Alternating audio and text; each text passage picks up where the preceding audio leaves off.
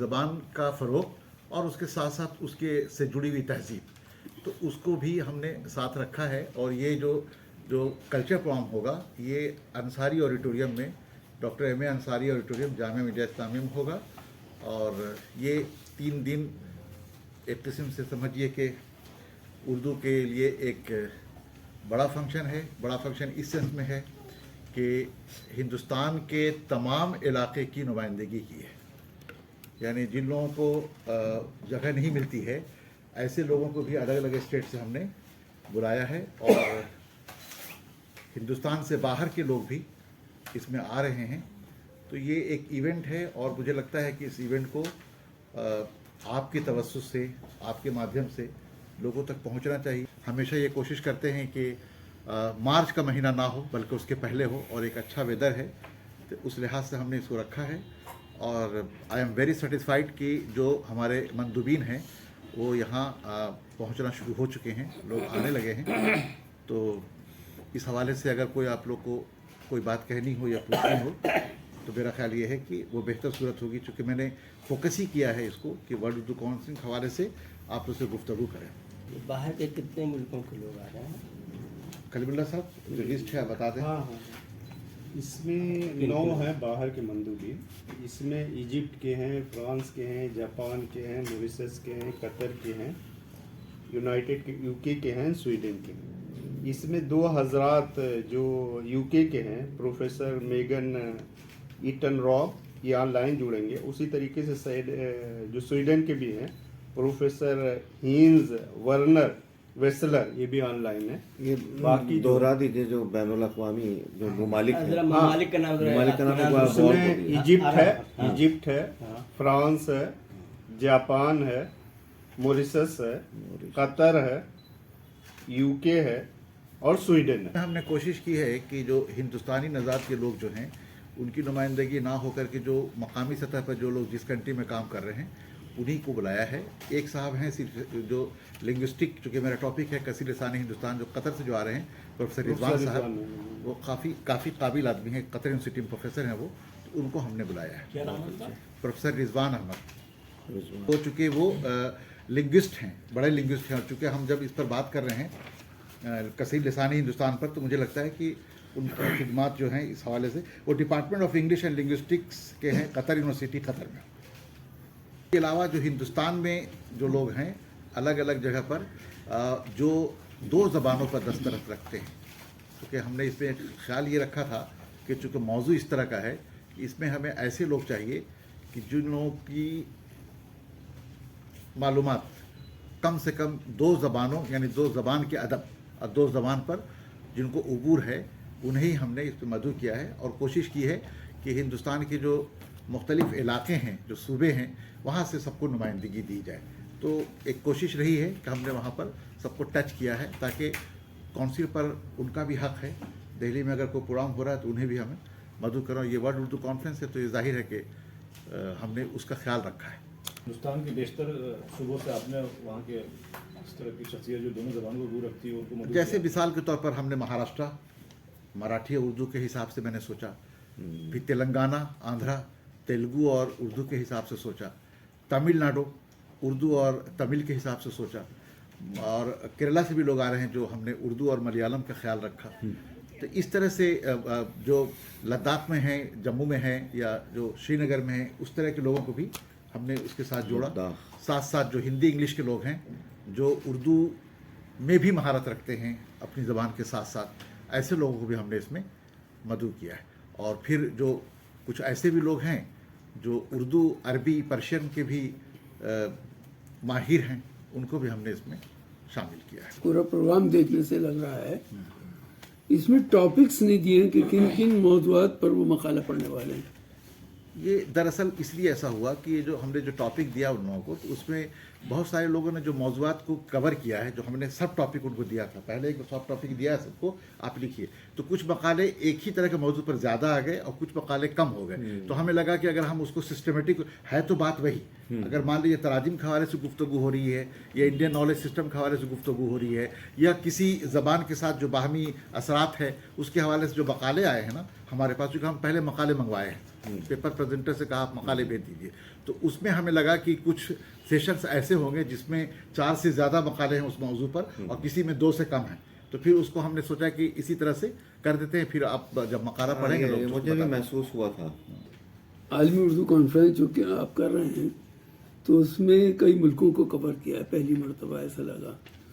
और दूसरा लिंग्विस्टिक को इसमें बहुत तवज्जो दी है, क्योंकि आमतौर पर उर्दू वाले उर्दू की बात करते हैं और वही घिसे पिटे मौज़ूआत होते हैं, तो इस बार थोड़ा उससे निकल करके आपने कोशिश की है, ऐसा महसूस हो रहा है।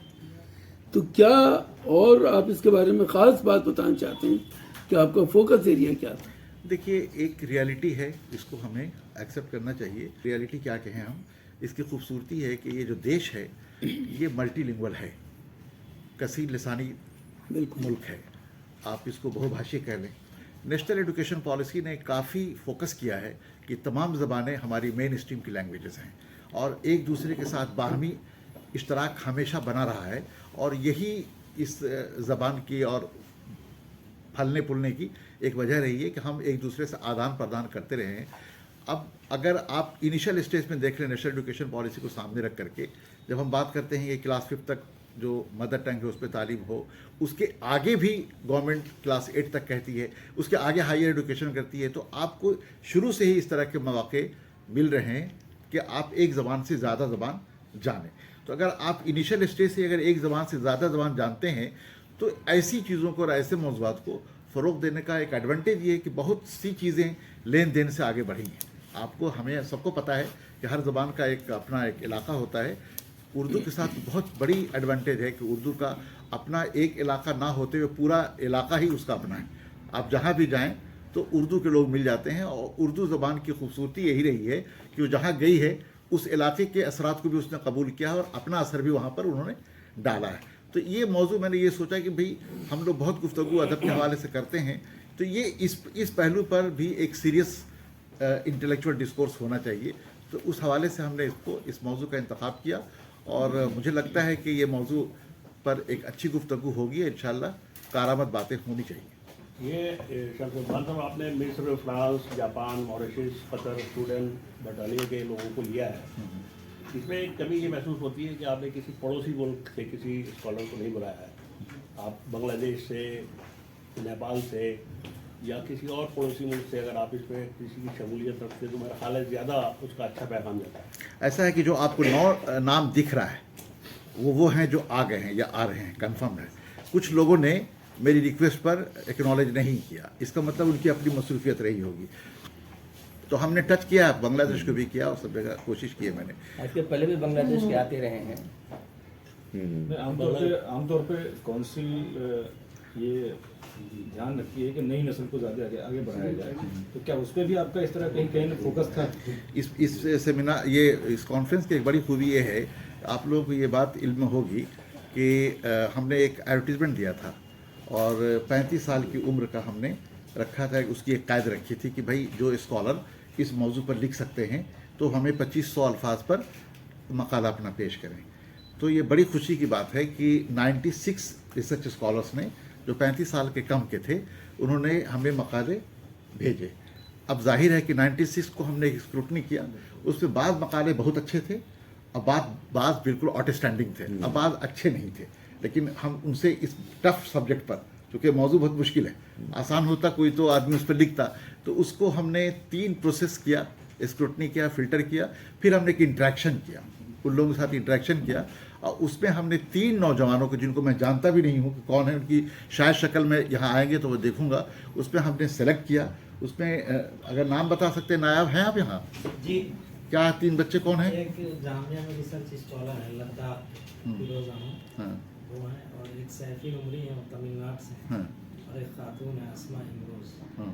ये हैदराबाद यूनिवर्सिटी में रिसर्च स्कॉलर। तीनों जो बच्चे हैं जो एक मोहतरमा है, तो उनका टॉपिक इससे सबको टॉपिक दिया था। एक तेलुगु और उर्दू के हवाले से है, एक तमिल और उर्दू के हवाले से है, और एक लद्दाख और उर्दू के हवाले से। ये तीन नौजवान जो 35 साल इन मेरा एक रहा है हमेशा। एक तो नौजवान यही मौजूद है, यहाँ देखिए, ये नौजवान है, यहाँ देखिए। इस तरह के नौजवानों को हमने हमेशा इंकरेज किया। पीछे भी एक नौजवान बैठा हुआ है। तो उस तरह से हमने 35 साल का उसकी एक कैद रखी और एक ओपन प्लेटफॉर्म दिया, और पूरी ईमानदारी के साथ, जिनको जानते भी नहीं हैं, उन 3 बच्चों को मैं पहली बार देखूंगा जिन्होंने क्वालिफाई किया। वो पेपर पढ़ रहे हैं, प्रॉपर पेपर पढ़ रहे हैं। के हवाले से 3 जगह वेन्यू एक तरीके से देखा जाए तो रखा गया है। तो इसकी एक मतलब क्या वजह आपको लगता नहीं कि मतलब एक जगह होता तो ज़्यादा बेहतर होता? और दूसरी बात यह है कि इफ्तिताह जो हो रहा है वो पीएम संग्रहालय में करा रहे हैं, इसके पीछे क्या मतलब वो है, वजह क्या है? देखिए, प्रधानमंत्री संग्रहालय की वजह ये है कि वहाँ आसानी है। हमारे जो मिनिस्टर्स होते हैं या मिनिस्ट्री के लोग होते हैं, उनके लिए वो इलाका नज़दीक होता है। अब फिर बाद औक़ात ये होता है, कुछ लोग ऐसे होते हैं जो आकर के फिर जाना चाहते हैं वापस फ्लाइट से उसी, ठीक है, इनाग्रेशन वाले दिन करके। तो वो इलाका हमको लगा कि बेहतर है, चूँकि उससे बड़ी कैपेसिटी का इंडिया इंटरनेशनल सेंटर में नहीं अवेलेबल था। लास्ट टाइम हमने इंडिया इंटरनेशनल सेंटर अवेलेबल था, किया, इस बार हमें मिला नहीं वो। तो ये उससे बेहतर जगह नज़र आई, तो मैंने उसे किया। फिर जो टेक्निकल सेशन हमने एक सेंटर प्लेस पर रखा, सबका हक है, सब लोग करेंगे। लेकिन जो ये जो कल्चर प्रोग्राम है, इसमें हमने ये महसूस किया था, अलीगढ़ में महसूस किया था कि लोगों में बहुत दिलचस्पी है। हमारी वो जो सकाफती प्रोग्राम्स हुआ करते हैं, उस पर लोगों को बहुत इंटरेस्ट है। इतना बड़ा अंसारी ऑडिटोरियम से बड़ा सिर्फ एक हमारे पास BR अम्बेडकर कन्वेंशन सेंटर था जो अवेलेबल नहीं था। तो उस लिहाज से हमने ये सोचा कि ये देखिए, कुछ चीज़ों को आप गौर करेंगे कि अगर आपको अपने ज़बान से दिलचस्पी है या उसको फ़रोग देना है, तो नौजवानों को टारगेट करना होगा। तो नौजवान अगर कोई चीज़ सुनते हैं या देखते हैं तो उनमें दिलचस्पी बढ़ती है। तो उनमें जब दिलचस्पी बढ़ती है तो फिर आपके लिए एक किस्म से एक वर्क फोर्स तैयार हो जाता है। तो जामिया एक इलाका है जहाँ पर उर्दू की आबादी रहती है। एक हमने उसमें आप अभी हाल के दिनों में एक प्रोग्राम मैंने किया था 26 जनवरी को, जश्न आइन के हवाले से, दोनों मिलकर के जामिया, और उसमें हमें बाहर LED लगाना पड़ा और अंदर फुल हो गया। बाहर में 2000 लोग थे। अंदर आने के लिए कई लोग धक्का धुक्की कर रहे थे, ताकि तो मुझे लगा कि एक बड़े क्राउड को हम एड्रेस कर देंगे अगर, तो ये एक अच्छा होगा। इसलिए जो हम प्रोग्राम कर रहे हैं, कल्चर प्रोग्राम, उसका अंसारी ऑडिटोरियम में रखने की वजह ये है कि एक तो वहाँ पर लोगों के लिए आसानी है, दूसरे मैं हमेशा इस चीज़ के लिए ख्वाहिशमंद रहा हूँ कि इंस्टीट्यूशनल कोलैबोरेशन गवर्नमेंट के बॉडी के साथ, यूनिवर्सिटी के साथ हो, और हर जगह हम करते रहें। तो इसलिए हमने जामिया को प्रेफर किया। तो आलमी उर्दू कॉन्फ्रेंसों पे ज़्यादा जोर देते हैं, इसकी क्या वजह है? तो इसका मतलब मैं दूसरे काम नहीं कर रहा हूँ। आलमी उर्दू कॉन्फ्रेंस के अलावा भी दूसरे काम कर रहा हूँ। ये तो एक हमारा मैंडेट है, हम करते हैं, साल में एक ही तो करते हैं। कोई वजह होगी ना? नहीं, आलमी उर्दू कॉन्फ्रेंस का जब यहाँ जो प्लान किया गया होगा, मेरा ख्याल 2013 में हुआ है ना, तो उसके पीछे मकसद ये रहता है कि हमारी जो ज़बान है, उर्दू ज़बान, उसको हम दुनिया में ये बताएं कि ये हिंदुस्तान की ज़बान है और गवर्नमेंट का प्रोटेक्शन है और गवर्नमेंट का सपोर्ट है। तो मुझे लगता है कि एक जो हिंदुस्तान से बाहर जो लोग रहते हैं, उर्दू आबादी रहती है, उसमें लोगों को ये पता होना चाहिए कि हिंदुस्तान में उर्दू पली बढ़ी, पैदा हुई, सब कुछ यहाँ हुआ। तो ये हम इसको ओन करते हैं, इसीलिए ये प्लान किया गया। और तजुर्बा मुझे ये हुआ शारजा में जाने के बाद कि अगर इस तरह से ना पेशरफ्त करें तो हमारी उर्दू ज़बान को लोग ये समझेंगे हिंदुस्तान की ज़बान नहीं है, कहीं और की ज़बान है। तो ये फोकस एरिया होना चाहिए कि हमारी लैंग्वेज है, 8 शेड्यूल में लैंग्वेज है, मेन स्ट्रीम लैंग्वेज है, हिंदुस्तान ने इसको प्रोटेक्शन रखा है, गवर्नमेंट ऑफ इंडिया ने इसको सपोर्ट किया है।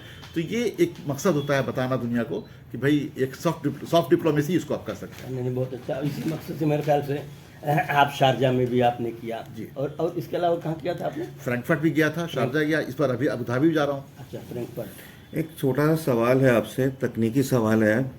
देखिए, ये इदारा हम सब जानते हैं कि गंगा जमनी तहजीब को फ़रोग़ देता है शुरू से, जब से खुला है। क्या आपकी जानिब से उर्दू के अलावा हिंदी और अंग्रेज़ी में भी प्रेस रिलीज़ जाएंगे? क्योंकि उससे वो लोग जो है इसको थोड़ा और आगे उनका इंटरेस्ट रहता है, उर्दू में, उर्दू शायरी में इंटरेस्ट रहता है, भेजें। इसके अलावा कोई और अगर रीजनल ज़बान में कर सकते हैं, आपके ऑफिस में कोई और हो जानने वाला, बंगाली हो, तो क्या है पॉसिबल है? मेरे सामने शहजाद साहब बैठे हुए हैं, शहजाद साहब ने रिलीज दी थी लास्ट वर्ल्ड उर्दू कॉन्फ्रेंस, हर जबान में आई थी कि नहीं आई? तकरीबन 12-13 जबानों में अच्छा अच्छा आप हिंदुस्तान की। ये नहीं है, ऐसा नहीं है कि मैं सिर्फ उर्दू में कर रहा हूँ, चीज़ें आप जैसे लोगों पर डिपेंड करती है कि आप किस तरह करते हैं। मैं और मुझे लगता है कि मेरे आने के बाद तो खासा कुछ अंग्रेजी में भी चीज़ें आती रहेंगी। जी जी जी सारी रिपोर्ट अभी हिंदुस्तान टाइम्स से बड़ी रिपोर्ट आई थी जो शाफिक किदवई साहब ने लिखी है। इस तरह से चीज़ें आ रही हैं, ऐसा नहीं है कि नहीं आती हैं, और मेरी कोशिश है कि ये सब जगह जाए। एक मेरा सवाल और है कि रेख्ता ने उर्दू ज़बान को फ़रोग़ दिया सकाफ़ती प्रोग्रामों के ज़रिए, तो आपके आने के बाद में कुछ ज़्यादा सकाफ़ती प्रोग्राम हो रहे हैं काउंसिल के अंदर? देखिए ये सवाल भी अजीब है, आप पूरा एनालिसिस क्या कीजिए। अदबी प्रोग्राम ज़्यादा है, सकाफ़ती प्रोग्राम भी है, लेकिन अदबी प्रोग्राम के मुकाबले में सकाफ़ती प्रोग्राम नहीं है। रेख्ता की बात मैं नहीं करता कि वो सकाफ़ती कर रहे हैं कि अदबी कर रहे हैं, वो उनका मैटर है। लेकिन जहाँ तक काउंसिल की बात है, काउंसिल अदबी प्रोग्राम कर, अब आप देखें 8 सेशन हो रहा है, 8 सेशन में तकरीबन 70-80 लोग इन्वॉल्व हैं, उसमें फिर कुछ सकाफ़ती प्रोग्राम में 1-2 लोग हैं। तो अब सकाफ़त तो एक हिस्सा है, आप मुशायरे को कहाँ ले जाएंगे? हम हर प्रोग्राम के बाद एक मुशायरा करते हैं, आप दास्तान गोई को कहाँ ले जाएंगे? आप कहते हैं कि मैं गज़लें लिखता हूँ, तो गज़लें जो आप लिख रहे हैं उसको कितने लोग पढ़ रहा है? गज़लें जो सुन रहा है लोग, उसको लोग ज़्यादा तवज्जो से सुन रहा है, तो दिलचस्पी कहाँ पैदा हो रही है? चीज़ें बदल गई।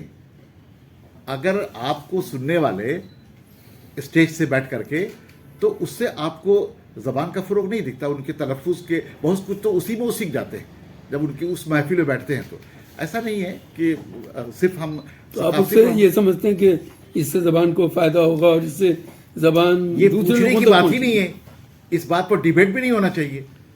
उर्दू के फ़रोग में जितना लिटरेरी डिस्कोर्स का है दखल, उससे कम या उससे ज़्यादा क्या सकाफ़त का नहीं है? आप जो रोज़ फिल्मों के हवाले से हर वक्त फ़ख्रिया अंदाज में कहते हैं कि उर्दू और फिल्म का एक बड़ा रिश्ता है, मासूम मुरादाबादी ने लिखा भी होगा इस पर।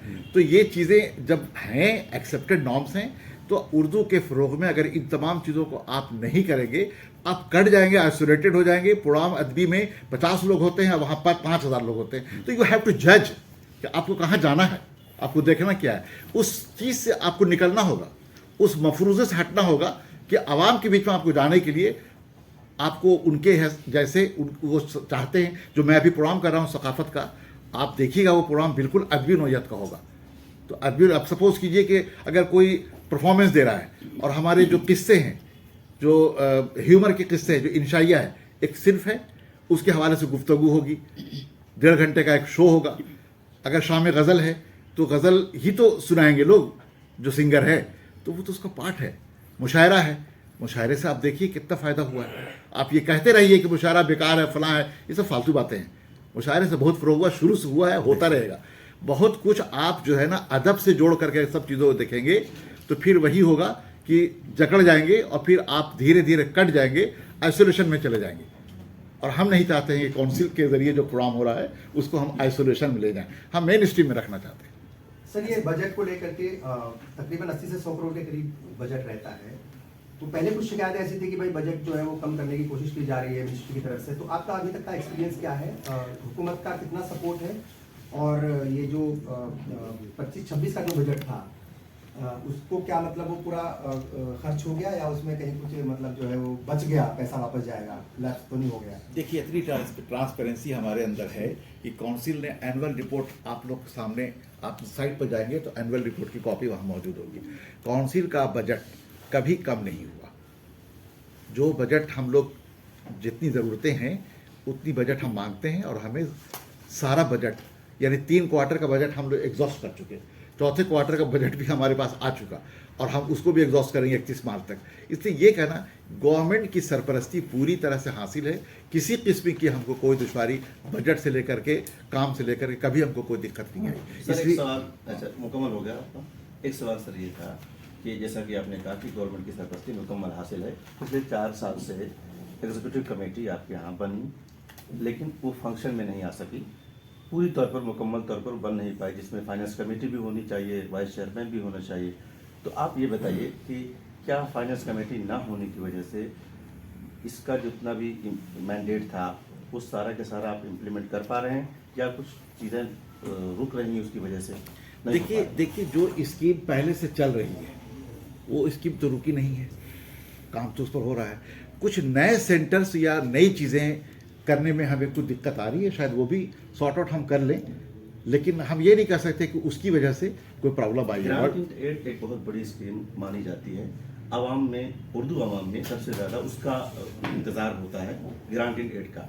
वो किस मरहले में है? आपने इन्विटेशन मांगा था लोगों से, फॉर्म भरवाए थे, वो किस मरहले में? क्योंकि हम फरवरी में बैठे हुए हैं। दो बातें हैं, एक तो ग्रांट इन के हवाले से आप उसको जा करके अगर आप एनुअल रिपोर्ट देख लें तो वो सबसे बड़ी स्कीम नहीं है जो आप कह रहे हैं। सबसे बड़ी स्कीम नहीं है, एक स्कीम नंबर है वन, जिससे एक स्कीम है। दूसरी चीज़ है कि हमने लोगों से एप्लीकेशन मंगवाई, उसको स्क्रूटनी किया, मीटिंग हो गई। अब वो वजारत के पास है, वो जिस दिन अगर डिक्लेयर हो जाएगा हम आपके सामने उसको पेश कर देंगे। मुझे ये लगता है कि नेशनल एजुकेशन पॉलिसी के बाद बहुत कुछ तब्दीली आई है, हमको उससे अलाइन होना चाहिए। अपनी ज़बान के हवाले से भी उसके बारे में सोचना चाहिए, अपनी स्कीम के बारे में भी उसके हवाले से सोचना चाहिए। ये सब चीज़ें सोची जा रही हैं। जब कुछ अच्छा होगा इंशाल्लाह हम ज़रूर आपके सामने, जैसे आप अभी बात कर रहे हैं, फिर बुला के बात कर लेंगे।